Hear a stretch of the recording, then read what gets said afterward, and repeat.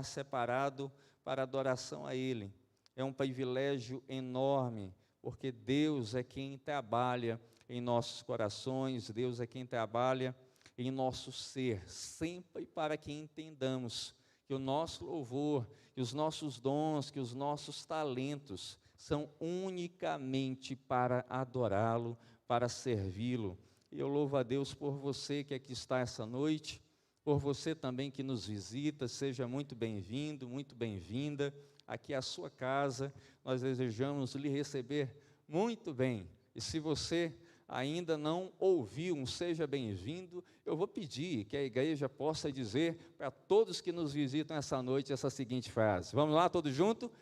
Sejam bem-vindos em nome de Jesus. E aí você vai dizer, não volte sempre, fique para sempre conosco aqui, congregue conosco, seja alguém que vai fazer parte dessa família maravilhosa, amém? Sinta aí o nosso abraço, sinta o nosso carinho aqui essa noite, você que nos visita. E hoje eu quero ter o privilégio de compartilhar o texto bíblico que se encontra na segunda carta de Paulo aos Coríntios, no seu capítulo de número 4, a partir do verso de número 7. Segunda carta de Paulo aos Coríntios, no seu capítulo de número 4, a partir do verso de número 7.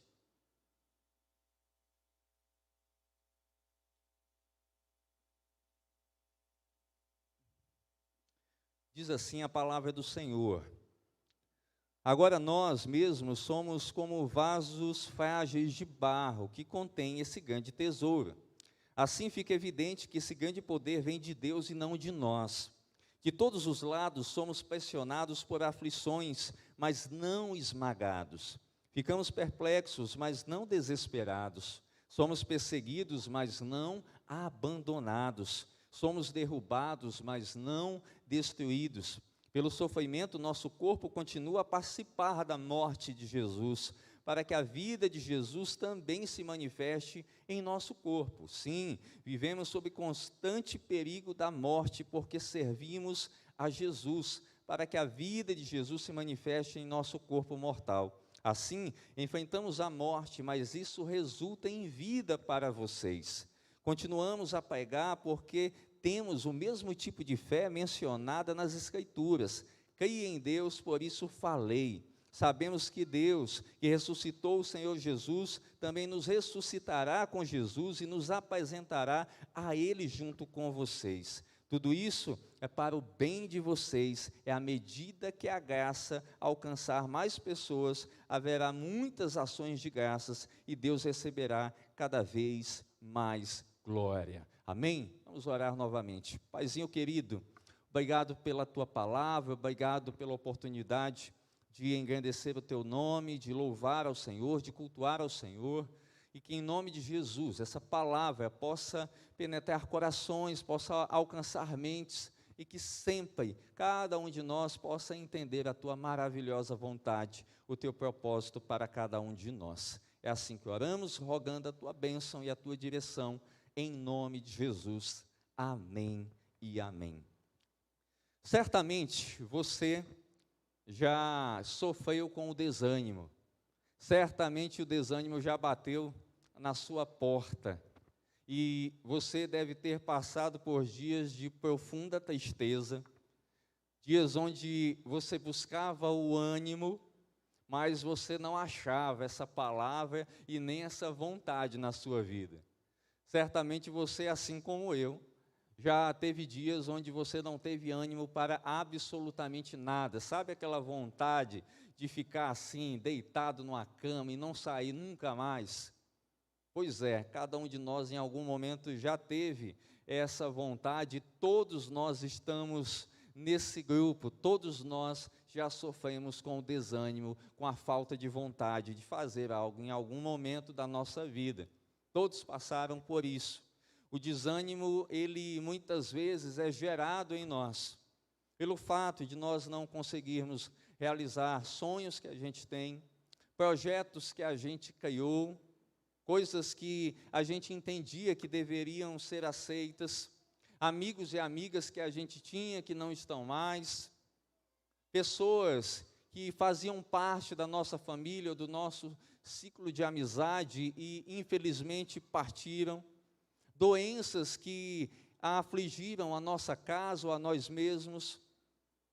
Uma série de coisas na área financeira, onde a gente tinha um determinado patamar de estrutura, de estabilidade, a gente agora não tem mais. A baixa estima, dentre outras coisas, como também os problemas, muitas vezes, naqueles que já são casados, as dificuldades no casamento. Uma série de fatores nos leva a estarmos desanimados na nossa vida. Todas essas coisas geram e trazem desânimo a cada um de nós. Isso, infelizmente, é algo comum no nosso tempo.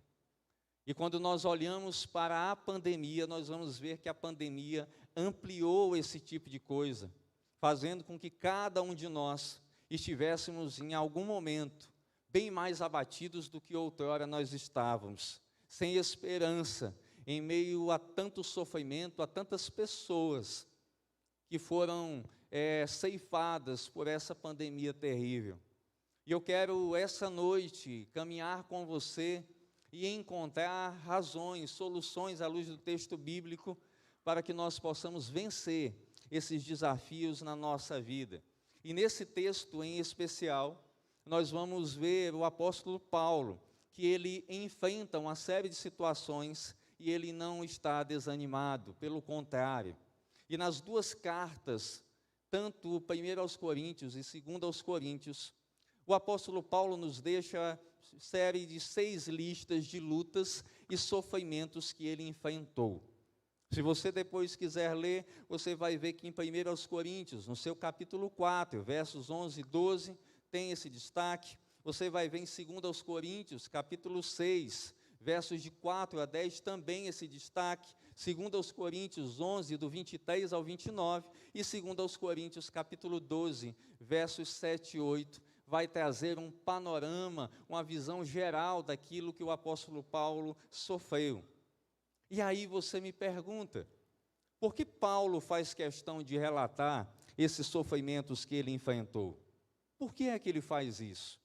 Porque os falsos mestres da época diziam que isso era a prova, o sofrimento de Paulo era a prova de que ele não era um homem de Deus, que Deus não estava com ele. E eles se questionavam, se esse Paulo é realmente do Senhor, é do Deus de Israel, por que que Deus permite que ele sofra tanto? Por que que Deus abre esse espaço para tamanha dor, para tamanho sofrimento? Porventura, Deus iria tratar dessa forma um servo seu? Estes eram os questionamentos que os falsos mestres da época faziam. Mas que eu me arrisco a dizer que muito provavelmente pessoas aqui essa noite podem virar e dizer, faz sentido, mesmo já tendo um tempo no meio da igreja. E esses questionamentos que eles faziam levam o apóstolo Paulo a fazer uma defesa do caráter de Deus, da vontade de Deus, do seu ministério e daquilo que ele estava vivendo. E de onde vem esse poder de Paulo? De onde vem essa vontade, esse amor, essa graça? Certamente você tem a resposta, ela vem do Senhor. E no verso de número 6, que faz uma ligação basicamente com o verso de número 7, onde no verso 6 fala da luz que há na escuridão. No verso 7 ele vai falar sobre a ideia de um tesouro. Ele vai trazer essa perspectiva alinhada com o verso 6. E ele vai dizer que esse tesouro é o bem mais precioso que ele carrega. É algo que ele está enraizado no coração. E ele traz aqui uma citação dos vasos de barro. E aí nós temos aqui uma questão cultural, que uma prática comum da época, onde não tinha toda a segurança que a gente tem hoje, é que as pessoas pegavam os seus pertences e colocavam nesses vasos. Pegavam ali joias, pegavam coisas que eram ali muito amadas por eles, muito valiosas, e colocavam neles. Por quê? O vaso de barro naquela época não chamava a atenção das pessoas. Em toda feira que você ia daquele tempo, você encontrava um vasozinho de barro. E quando você entrava na casa das pessoas, ele ficava ali no cantozinho da sala. E ali ficava guardado justamente para não chamar a atenção das pessoas. Mas o que é que Paulo quer dizer com isso? O próprio Paulo olha para a ideia do vaso de barro e ele se compara com ele. É como se ele dissesse que é algo que ele tem na vida dele, como se ele fosse uma pessoa sem valor. Mas dentro dele há algo muito valioso que é o Evangelho, o tesouro mais valioso dessa terra. Só que ele traz um destaque para a gente, para o nosso coração. Ele vai destacar que para que esse tesouro verdadeiramente apareça na nossa vida, ele precisa sofrer algo, ele precisa ser quebrado, ele precisa ser esmagado. Somente assim esse tesouro seria revelado e Deus, dentro dessa perspectiva, Paulo vai dizer que está permitindo os sofrimentos na vida dele. E é literalmente quebrando o próprio Paulo para que a mensagem dele fosse difundida em toda a sua glória. E isso faz uma correlação, uma analogia com quem Paulo era. Paulo tinha uma oratória fantástica. Paulo era alguém que falava praticamente 5 idiomas, dizem os estudiosos. Era alguém que tinha um poder de comunicação tremendo. E por isso Deus o levantou. E Deus o levantando, nós temos que ter a percepção que foi o Senhor que o capacitou. Portanto, os dons e os talentos que Paulo tinha não vinham dele mesmo, mas vinham do Senhor. Não vinham da capacidade humana, mas vinham da capacidade celestial, do reino espiritual, vinham do Evangelho. E todas as vezes que nós entendemos que temos determinado dom ou talento, nós temos que ter essa percepção no Senhor. De onde vem o meu dom? De onde vem o meu talento? Se eu tenho a ideia clara que vem de mim, eu estou compreendendo errado o Evangelho. E Deus está dizendo, Paulo, eu estou te quebrando, Paulo, eu estou gerando esse sofrimento na sua vida, para que você entenda essa verdade, que tudo aquilo que você tem vem de mim, e você deve depender absolutamente da minha palavra. Por isso que nós devemos ser dependentes do Senhor. E mesmo Paulo sendo levado ao extremo sofrimento, a um grau terrível, Paulo parou, Paulo estagnou, Paulo deixou de servir? Não, Paulo não parava. Ele continuava. E por que isso acontecia? Deus quebrava Paulo, fazia com que ele passasse por essas situações, mas não ao ponto de deixá-lo sem condições de prosseguir, de caminhar. E ele colocava isso para que ele conseguisse enxergar nisso a dependência que ele tinha do Senhor. Cada passo que eu for dar, eu dependo do Senhor, porque eu sozinho não ando. E algumas coisas nesse texto precisam ser muito bem observadas. No verso de número 8, vai destacar que de todos os lados nós somos pressionados por aflições. Paulo, mesmo sofrendo tantas aflições, Deus não permitia que ele fosse esmagado intelectualmente, espiritualmente por isso. Deus dava o escape, Deus dava a força, mesmo as pressões vindo do lado esquerdo, direito, da frente, por trás, Deus estava com Paulo, Deus caminhava com ele. Ficamos perplexos, mas não desesperados. Paulo, assim como eu e você, em algum momento da vida ficou confuso com situações que você viveu. Porém, Paulo tinha uma característica, ele não se desesperava. A falta de confiança nunca tomou conta da vida de Paulo. E como nós somos pessoas que nos desesperamos facilmente, como nós somos pessoas que diante da pequena tribulação que a gente está vivendo, a gente começa a balançar, começa a esquecer da promessa de Deus, da confiança dele para a gente. E nunca essas coisas tomaram a mente de Paulo, tomaram o coração dele, mesmo ele vivendo dias onde ele ficava confuso.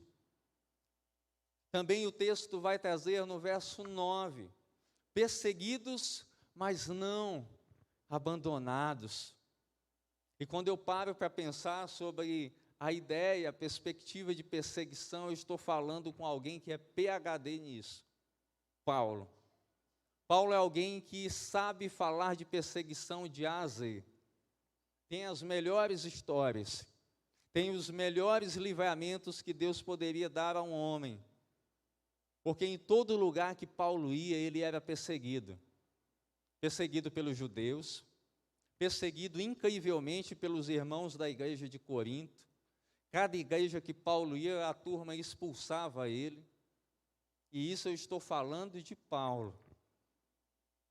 E quando nós olhamos para isso, diante de tanta dor, de tanta rejeição, você poderia pegar e dizer: eu estou fora, não quero mais saber de igreja não. Eu saí do judaísmo, eu tinha uma posição, eu era alguém bem aceito. Agora eu entro no meio da igreja e os próprios irmãos me rejeitam. Mas sabe com quem Paulo contava? Paulo contava com o Senhor. Paulo contava com a graça e com a misericórdia dele, com o amor dele. E Deus, como é um Deus que trabalha em tempo e fora de tempo, levantava amigos, criava situações que davam força, que geravam força para Paulo seguir. E quantas vezes Deus não coloca pessoas especiais em nossa vida para nos dar forças para seguir? Quantas situações Ele não gera para que possamos prosseguir? Eu poderia contar inúmeras histórias na minha própria vida, bem pequenininha, diante da vida de Paulo, onde diante de desafios infinitamente menores, Deus colocou pessoas ao meu lado. E uma das histórias que eu já contei aqui na Memorial, foi o dia onde eu perdi a minha mãe. Onde eu estava ali no sítio Spiegel, onde para pegar celular é uma luta, onde para você receber uma notícia, só se ela for realmente de extrema importância. E naquele dia, onde eu recebi uma notícia extremamente triste, que iria mudar o curso da minha vida, que iria trazer um abalo emocional, que iria ser um divisor de águas na minha caminhada com Jesus, Ele colocou ali irmãos da minha igreja-mãe, colocou o pastor da minha igreja-mãe, e naquele mesmo dia o ônibus estava lá para que eu retornasse diretamente para a minha cidade. Se eu fosse esperar para buscar um ônibus para voltar lá para São João dos Padres, a minha cidade, eu não iria conseguir naquela noite, naquele fim de tarde. E Deus, de modo sobrenatural, estava preparando uma situação para me dar consolo, para me dar força, e para que eu tivesse um último momento e a possibilidade de chegar na minha terra e proclamar e dizer que Deus é um Deus que está controlando e é soberano em toda e qualquer situação, e foi isso que eu fiz. Entendendo a mão de Deus, entendendo que mesmo diante da perseguição, das dificuldades, nós jamais somos abandonados pelo Senhor, amém? Jamais você é abandonado por Ele. Toda vez que você pensar que o seu coração está abalado, que na sua vida não há ninguém, Deus vai colocar alguém ao seu lado para dar uma palavra de ânimo. Deus vai gerar uma situação para que você possa prosseguir, possa glorificar o nome dEle. Porque esse é o nosso Deus. Esse é o Pai a quem nós servimos, que cuida da gente, que caminha com a gente. Derrubados, mas não destruídos. Mesmo sendo derrubado, Paulo via a mão de Deus sobre a vida dele. Paulo via que o Espírito Santo controlava, direcionava toda a situação da sua história. O servo de Deus, ele pode cair, o servo de Deus, ele pode falhar, As situações podem o abater, mas jamais ele será destruído, porque o Deus de Israel está com ele. O Senhor dos exércitos milita com ele, por ele. E nós esquecemos dessa verdade: você não será destruído, porque Deus está contigo. A morte não chegava sobre ele, e as listas de perseguição. Paulo sofreu naufrágio, Paulo sofreu pedrada. Ele poderia ter morrido num primeiro momento, mas Deus estava sempre cuidando.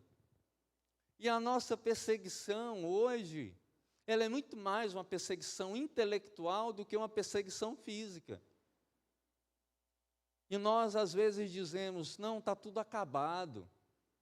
O Brasil não tem mais jeito, a minha cidade não tem mais jeito, tomaram de conta de tudo. Eu estou numa situação que eu não posso mais falar de Jesus, eu não posso mais dizer nada. O seu testemunho é aquilo que fala mais alto em sua vida. A sua vontade de prosseguir é aquilo que fala mais alto na sua vida.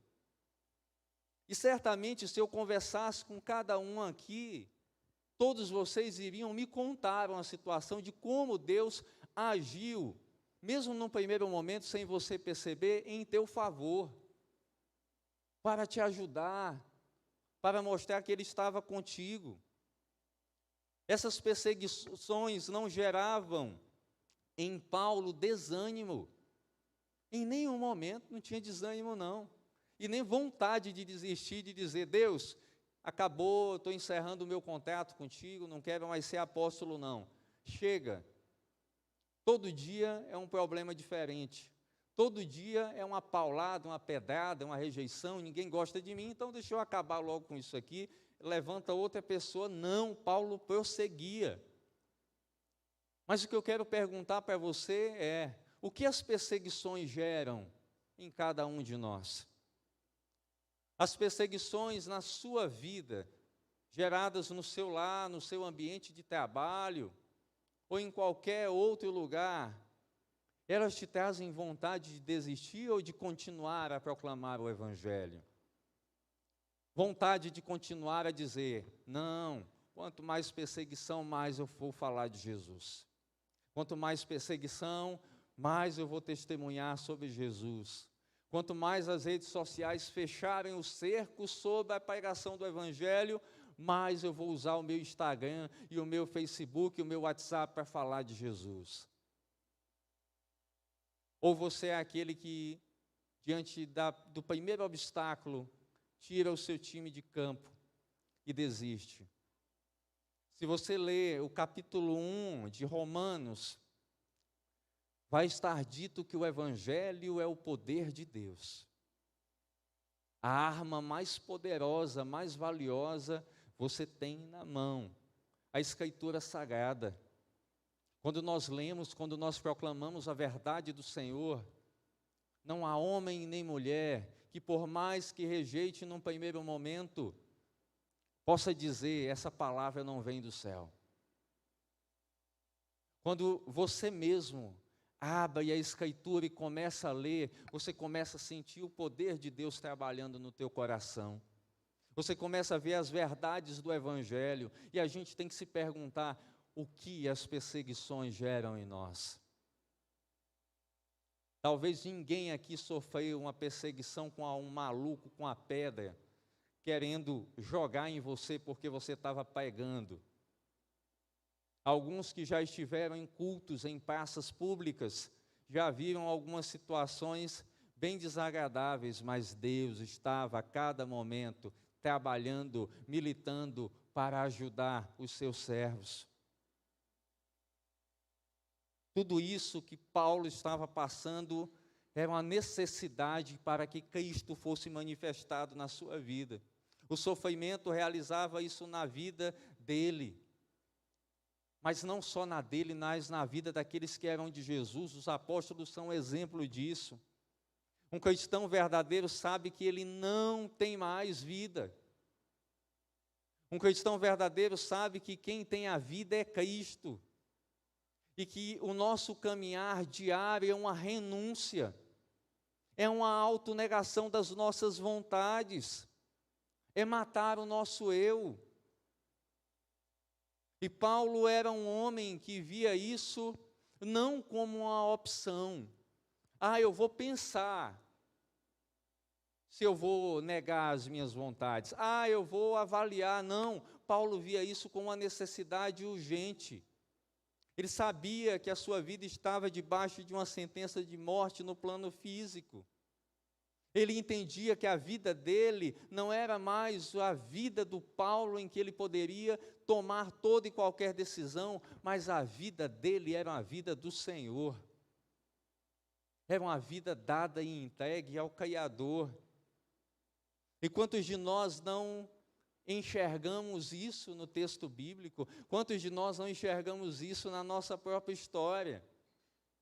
Quantos de nós não olhamos para nós mesmos e dizemos, a vida é minha? Você já viu essa pessoa que diz, a vida é minha, eu faço dela o que eu quiser?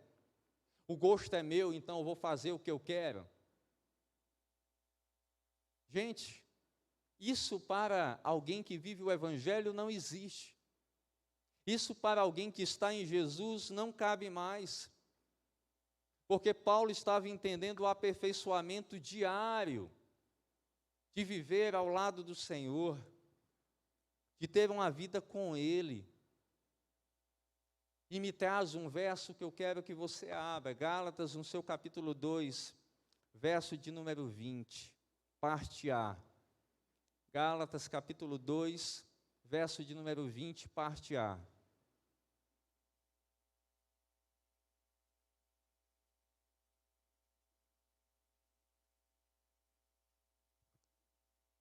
O texto diz assim: fui crucificado com Cristo, assim já não sou eu quem vive, mas Cristo vive em mim.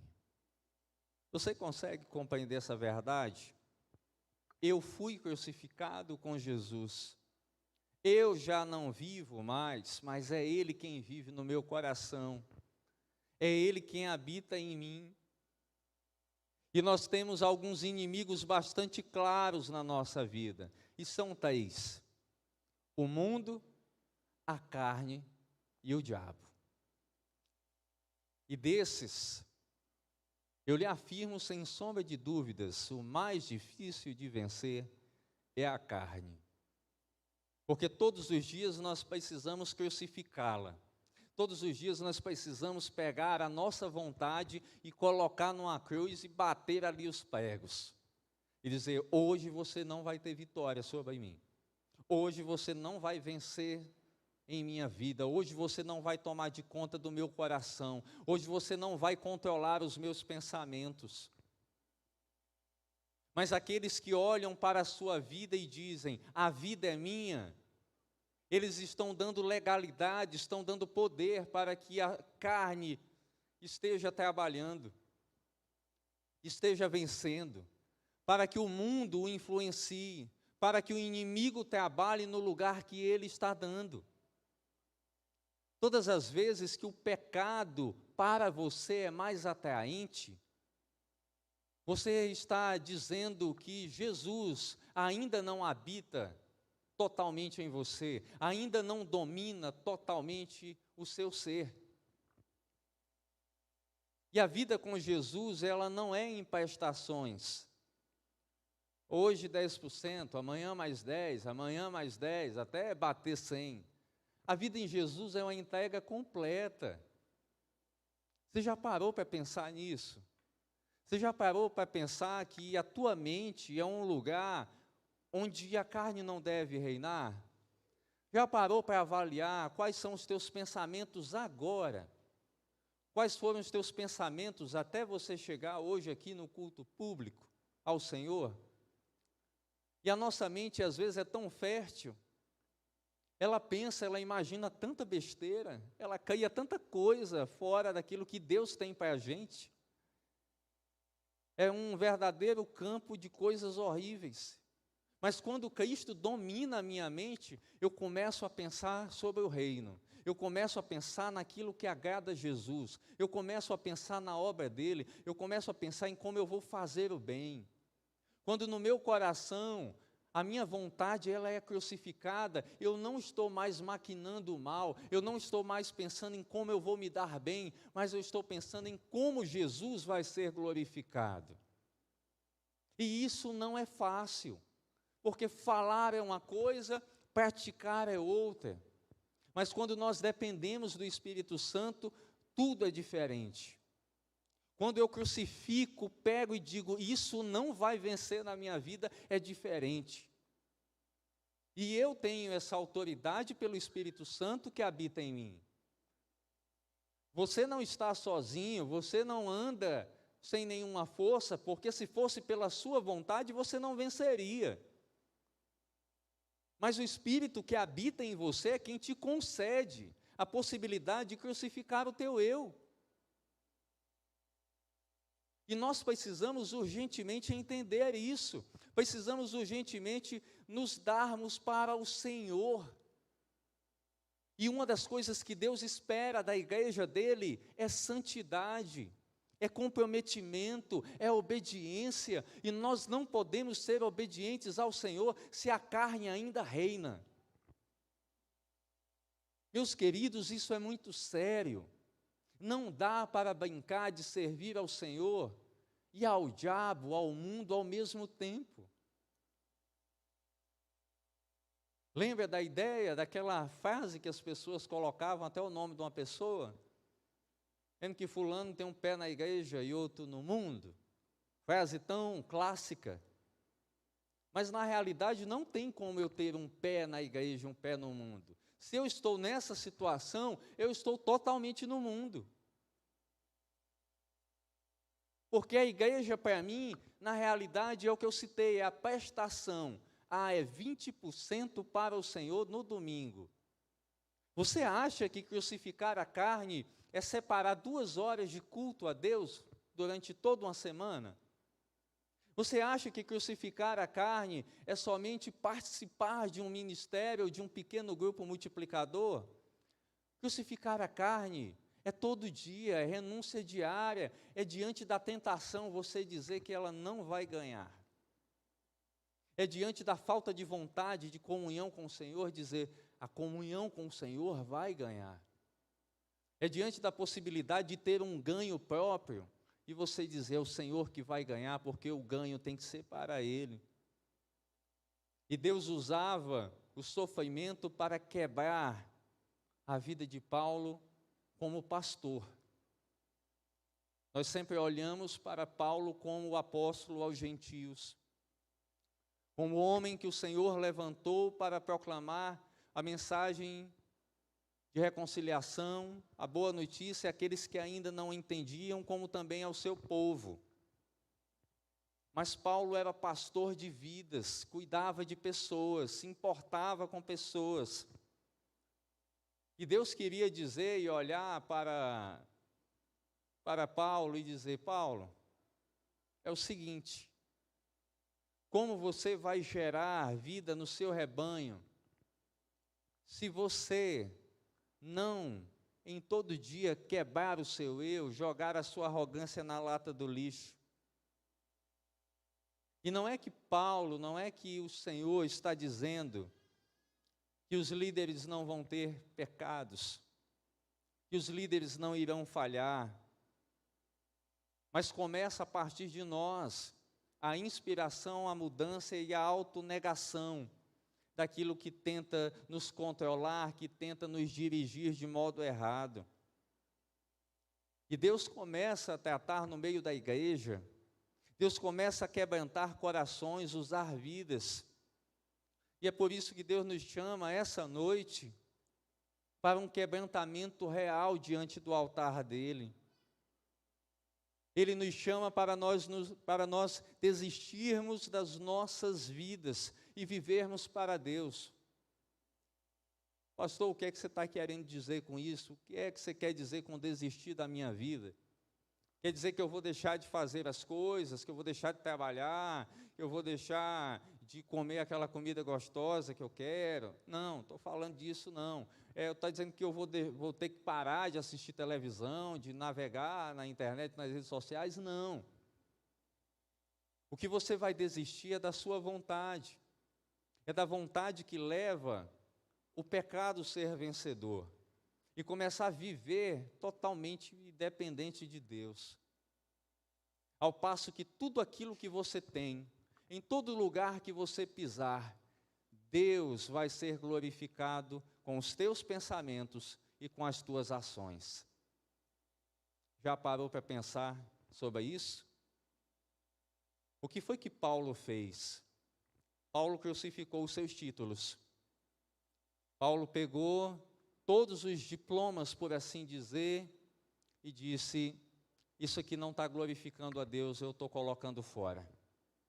Paulo pegou todo o seu conhecimento, tudo aquilo que ele tinha para crucificar as pessoas, e disse: isso está fora. Paulo pegou todo o ódio que ele tinha para perseguir cristãos, matá-los, e disse: esse ódio está fora. Paulo pegou amor, pegou graça, pegou humildade, e se vestiu dessas palavras, não só na teoria, mas na prática. E quando eu olho para isso, eu me sinto constrangido, porque eu ainda vejo o quanto que eu preciso evoluir e crescer no Senhor. O quanto que ainda eu preciso ser mais humilde, o quanto que eu preciso me quebrantar mais, o quanto que eu preciso me despir de tudo aquilo que tem me afastado de Deus, quebrar a vaidade, quebrar a arrogância, quebrar tudo aquilo que tem me afastado de Deus. E você essa noite sabe o que tem te afastado do Senhor. E se você não fizer isso, você não vai gerar vida em outras pessoas. Porque não é você que realiza as coisas no outro, é o Senhor que realiza. Mas Deus só mexe realmente no nosso ser se nós não continuarmos a lutar e querer que a nossa vontade seja ganhadora. Não adianta você chegar aqui essa noite e dizer: Senhor, eu quero que a minha família seja salva. Senhor, eu quero ser liberto de um determinado pecado. Se você, logo após a mensagem, continua lutando para que isso vença. Se você continua a ser alguém que não ora, que não dá testemunho para que a sua família ganhe. E ganhe em Jesus. Você precisa parar de lutar. Você precisa parar de alimentar o pecado. Nós temos que perder. Nós temos que deixar Cristo realmente reinar e restaurar a nossa vida. É como aquela canção que nós gostamos de cantar: reina em mim com o teu poder, sobre a escuridão, sobre os sonhos meus, tu és o Senhor de tudo que sou. Vem reinar em mim, Senhor. Você já entendeu? Se eu estou cantando isso, eu estou dizendo: vem, Senhor, reinar sobre o meu coração. Mas eu não posso só cantar, eu tenho que realmente deixar. Eu tenho que fazer com que a porta do meu coração seja aberta, com que a minha mente seja inundada sobre isso. E Paulo tinha algumas convicções muito claras, que ele deixa à nossa disposição, e que ele faz com que a gente veja coisas que eu digo a você, sofrimentos que eu não aguentaria. Porque quando eu começo a ler as listas de sofrimento de Paulo, eu já estaria, acho, morto nos primeiros obstáculos ali. Acho uma pedrada em mim, eu não sobreviveria. Com essa estatura aqui não daria para me sobreviver. Alguns naufrágios, primeiro que eu não sei nadar, só a misericórdia de Deus, só um ato sobrenatural. Eu creio. Mas humanamente seria difícil, a gente iria desistir. Mas ele nos deixa algumas lições valiosas. Paulo caía na ressurreição dos mortos. Ele tinha a convicção que mesmo passando por toda essa aflição, ele iria ressuscitar com o Senhor. E aí remonta o Salmo de número 116, verso 10, onde Davi diz, mesmo sofrendo, que cria em Deus e por isso ele falou. Paulo tinha compreensão clara de que ele seria ressuscitado por Deus, ele tinha o seu alvo em Cristo. Ele compreendia que toda a dor, que todo o sofrimento que ele estava passando era passageiro, porque o seu olhar estava fixado na eternidade. Paulo tinha essa visão. E quantas vezes nós temos o nosso olhar aqui nessa terra, nas coisas que nós estamos conseguindo, nas coisas que nós estamos acumulando, e não que seja errado você conseguir e obter coisas através do seu sacrifício, do seu trabalho, mas essas coisas não podem te mover, e você não pode achar que você vai levar casa para o céu, que você vai levar dinheiro para o céu, que você vai levar o seu carro, a sua moto, a sua casa de praia, nada disso. Essas coisas você vai usufruir, usar para a glória de Deus nesse plano terreno, e no céu é outra história. Você sabe que a sua vida nessa terra ela tem data de validade, e somente o Senhor sabe qual é. Por isso nós devemos aproveitar sim as coisas, mas com sabedoria. Devemos entender sim que o Evangelho é que é eterno, que o céu é que é eterno, e que essa terra vai passar. Por isso que ele também citava sobre a ideia do homem exterior e do homem interior.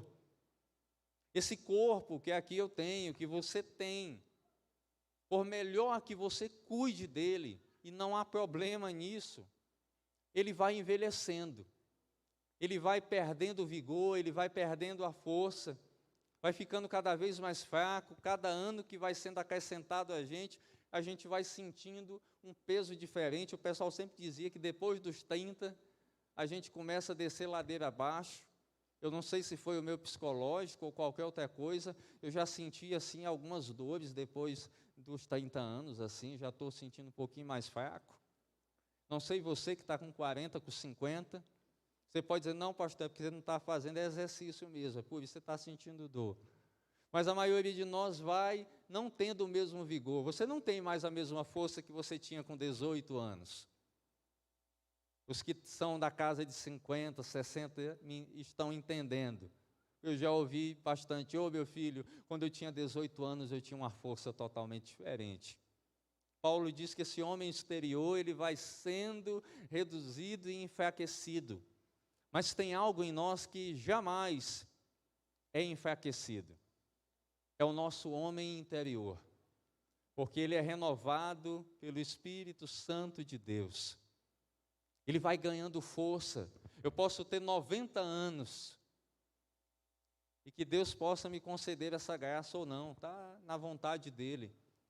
Eu posso praticamente não andar mais, mas se o meu interior for alimentado pelo Espírito Santo e pela palavra dEle, eu terei, assim como exemplo, 18 e 16 anos eternamente, porque sempre eu estou sendo alimentado pelo Senhor, porque esse meu corpo, o seu corpo, é como se fosse um vaso de barro, mas o nosso interior é algo que vai ficando cada vez mais forte, cada vez mais vivo, mas depende daquilo que você alimenta, depende daquilo que você busca.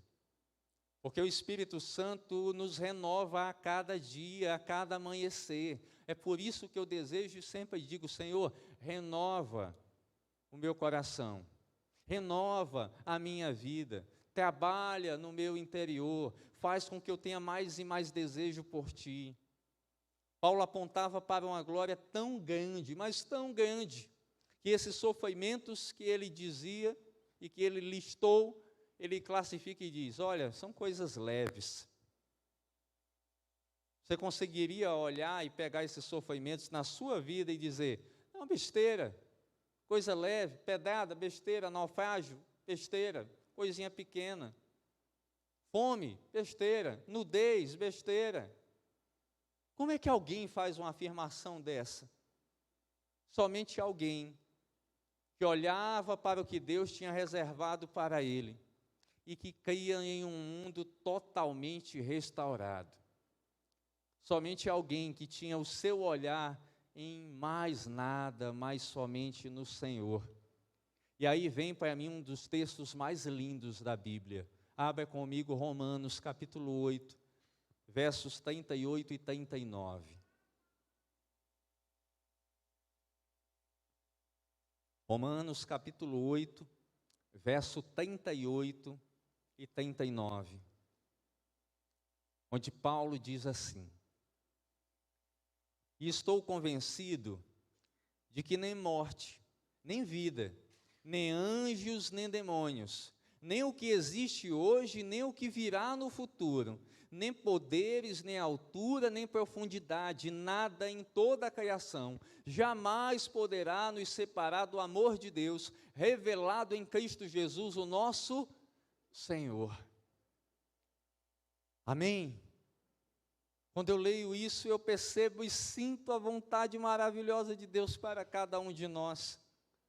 Nem morte, nem vida, nem anjos, nem demônios têm poder sobre nós, nem altura, nem profundidade, nem toda a criação. Paulo creia nisso de todo o coração.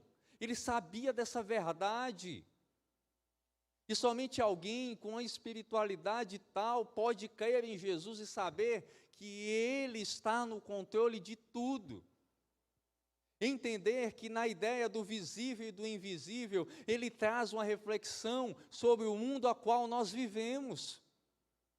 Porque enquanto estivermos aqui, nós vamos depender de uma série de coisas. Nós vamos precisar trabalhar, obter o dinheiro para pagar as contas, para gerar bem-estar na nossa vida, na nossa família. Nós vamos precisar sofrer. Tudo isso nós já sabemos.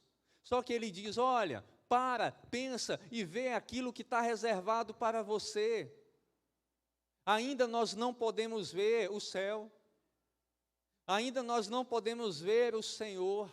Ainda não podemos ver uma série de coisas que estão reservadas à luz da Escritura para nós. Não podemos perceber essa realidade espiritual ainda plenamente. Porque a minha natureza ainda é uma natureza humana, é uma natureza corrompida. Mas quando eu estou alinhado com a fé, não desse mundo, mas a fé de Jesus, eu consigo crer, eu consigo ver aquilo que é invisível. E isso nos leva a mais um texto bíblico. Abra aí, Hebreus capítulo 11, verso 1. Hebreus capítulo 11, verso de número 1. Nesse texto diz assim: a fé mostra a realidade daquilo que esperamos, ela nos dá convicção de coisas que nós não vemos. Eu não vejo o Senhor, mas eu creio totalmente nele. Eu dependo totalmente nele. Eu não vejo ainda, não consigo contemplar e imaginar tudo aquilo que o céu é. Mas eu creio na vida eterna mais do que tudo. Eu creio num lugar que Deus reservou para mim. Porque a fé é a realidade daquilo que esperamos. Ela nos dá a convicção de coisas que ainda nós não podemos ver. Por isso que nós somos o povo de Deus, separados para Ele. E quando a nossa fé está focada nas coisas dessa terra, tudo aqui ganha uma dimensão diferente, enorme. A vida aqui passageira passa a ter um valor absurdo, mas quando a minha fé está em Jesus, eu começo sempre a ansiar, a desejar estar ao lado do Senhor. Isso me leva a fazer a seguinte pergunta: onde está a minha, a sua esperança? Se ela está nesse mundo, está nas pessoas, ela está no lugar errado. Mas se ela está no Senhor, ela está no lugar certo, porque tudo aqui é momentâneo, tudo aqui é passageiro. É por isso que Deus nos coloca a perspectiva de que nossa morada será no céu. Aqui nessa terra tudo é passageiro, nós vamos morrer. Essa tenda, a sua casa, é só um local de passagem. É para você olhar para o que Deus está reservando, que é infinitamente melhor. É olhar para perceber que um novo corpo glorificado você vai receber, sem doença, sem dor, sem nenhuma vontade pecaminosa. Você consegue imaginar isso? Você consegue perceber a sua vida sem nenhuma doença mais? É isso que o texto aponta. Ele diz claramente que isso é uma garantia que Deus nos deu. É uma garantia que Ele nos concedeu, por isso Paulo não desanimava, porque ele se apegava às promessas do Senhor. Ele olhava não para o irmão da direita, não para o irmão da esquerda, da frente ou de trás, não para o caos do mundo, mas ele olhava para Jesus. Ele olhava para o Mestre. Ele sabia que todo cristão verdadeiro iria desfrutar disso, por isso não havia desânimo nele. Por isso você encontrava o apóstolo escrevendo com alegria, porque é olhar para Cristo, é fixar a nossa vontade nele. Por isso que você, essa noite, mesmo que você passe por dias onde você ache que Deus não está falando com você, creia pela fé que isso vai mudar. Quando as tribulações, lutas atingirem o seu coração e a sua mente, lembre-se da promessa do Senhor para você. Lembre-se do que te aguarda na nova terra, no novo céu. E que ainda você não desfrutou de tudo aquilo que Deus tem para você. Só que para isso, nós precisamos estar com nossas vidas diante do Senhor. E todo esse destaque está aqui em 2 Coríntios, no seu capítulo 5, versos de 1 a 10, onde estou falando. Vai chegar um momento, e o verso 5, onde está destacando aqui, aliás, capítulo 5, verso 10, diz o seguinte: pois todos nós teremos de comparecer diante do tribunal de Cristo, para que cada um receba o que merecer pelo bem ou pelo mal que tiver feito neste corpo terreno. Você sabia que você vai ser apresentado diante do Senhor no dia do juízo? E que você vai receber como pagamento aquilo que você fez enquanto esteve aqui nessa terra? Já parou para pensar? Viver uma vida santa não é uma opção, não é um caminho possível, é uma necessidade. Porque um dia eu e você, nós vamos prestar contas diante do Senhor pela forma que nós estamos vivendo aqui nessa terra. Por isso eu quero te dar um conselho: viva com temor. Mude a sua vida hoje. Corrija o seu andar, corrija o seu pensar, corrija o seu falar. Porque o nosso Deus é um Deus de justiça. Se Cristo viesse hoje, como Ele iria encontrar a tua vida? Como é que Ele iria te achar? Iria te achar bem? Iria te achar com a vida santa? O que você digitou hoje, o que você pensou, o que você falou, o que você fez em casa, as pessoas com quem você se encontrou, foram alcançadas, abençoadas pelo Evangelho? Hoje foi mais um dia normal na sua vida de renúncia ao pecado, ou foi mais um dia onde o pecado reinou no teu coração? Paulo se preocupava porque ele não queria apresentar-se diante de Deus como um homem que viveu a sua vida de qualquer forma, de qualquer jeito. Ele queria e ele desejava se encontrar com o Senhor como um homem alegre, animado. E Senhor, estou aqui. Chegou o meu dia. E a minha vida para Ti não foi, Senhor, uma vida de pecado. Não foi uma vida onde todo dia eu pulava de um pecado para outro. De um objeto de adoração para outro. Eu estou aqui, Senhor, com a minha vida alegre, porque tudo aquilo que eu renunciei para mim, eu não renunciei por obrigação, eu renunciei por amor a Ti, por amor à Tua palavra. É por isso que a gente é desafiado a viver de uma forma que a gente agrade ao Senhor. Eu sei que é difícil, eu sei que a gente pisa na bola, que a gente falha. Ninguém aqui é melhor do que ninguém. Mas todos nós, como cristãos verdadeiros, devemos ter no nosso coração uma vontade clara de agradar ao Senhor. Para os jovens aqui essa noite, quero dizer para vocês, lembrem-se que o Evangelho não é um estado de felicidade em todo momento. Você vai passar por lutas, você vai precisar amadurecer diante de tudo aquilo que você vai enfrentar. Mas eu quero te dizer, não lute pelas causas deste tempo, lute pelas causas eternas, e essas causas estão no Evangelho. Aqueles que estão aflitos aqui essa noite, ansiosos, não fiquem o dia todo nas redes sociais ou buscando nos telejornais as notícias que às vezes saem de modo alarmista, espantoso. As notícias horríveis que abalam o nosso coração e nos trazem tanto pânico, mentiras, especulações. Fuja disso. Se as redes sociais têm causado em você ansiedade, pânico, tristeza, deixa isso de lado e começa a cultivar no teu dia a dia meditação da palavra, oração. Começa a colocar na tua casa louvores ao Senhor. Faz do teu café um momento onde tem uma música ali de adoração ao Senhor, onde tu está cantando com a tua família, momentos de almoço, de jantar, momentos de leitura da palavra. Isso vai trazer paz ao teu coração. Não fica remoendo o problema, mas busca no Senhor e na palavra dele a paz que excede todo o entendimento. Se alguém aqui essa noite perdeu alguém, está doente, passando por alguma dor, não olha para Deus e julga Ele e diz: Senhor, por que é que o Senhor permitiu isso? Eu amava tanto a minha mãe, amava tanto meu pai, meu tio, minha tia, qualquer parente amado, meu filho, minha filha, não olha para isso e tenta julgar ou dizer o porquê que Deus fez isso. Mas começa a pensar nos planos de Deus, que os planos dele são maiores do que os nossos. Começa a ver que Deus está te preparando em meio a esses sofrimentos e lutas que você está vivendo para uma vida mais madura.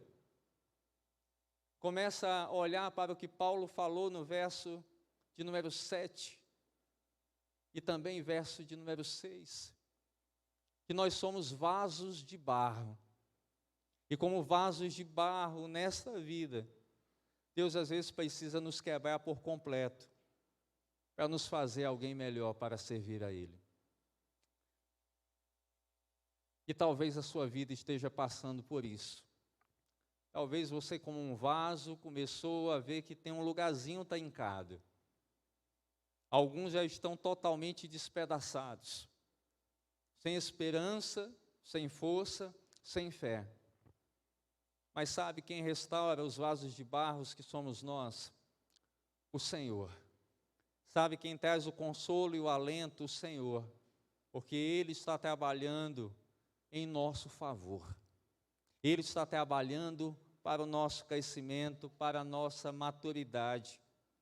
E é por isso que Jesus, essa noite, te convida mais uma vez a você cair no amor dEle, a você cair na graça dEle, a você cair na misericórdia dEle. E você só pode dizer para o Senhor o que eu vou citar agora, se você realmente tem coragem.